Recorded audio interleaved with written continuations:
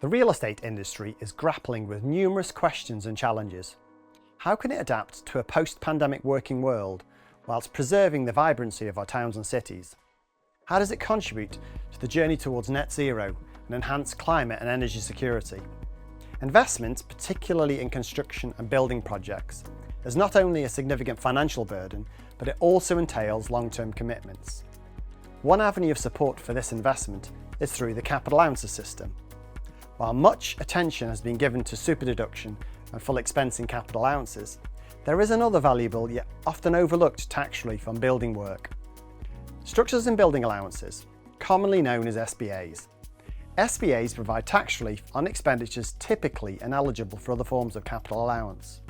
Relief is given at 3% per annum on a straight line basis, offering a welcome cash flow and timing benefit. Unlike the capital gains regime, SBAs provide annual relief for corporate or income tax, especially benefiting long-term property holders. SBAs often represent the largest amount to spend on any given project, carrying significant associated value. However, SBAs cannot be claimed on expenditures qualifying for other types of capital allowance. Therefore, careful consideration and accuracy in claiming is important.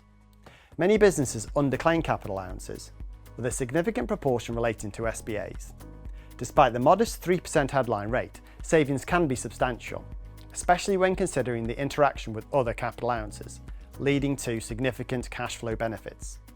SBAs should be on every business's radar, as they offer valuable tax relief and enhance overall financial health. Our experts can help you navigate the intricacies of SBAs, ensuring accurate claims and maximising tax relief. If you'd like to know more about SBAs, feel free to email me or connect with me on LinkedIn.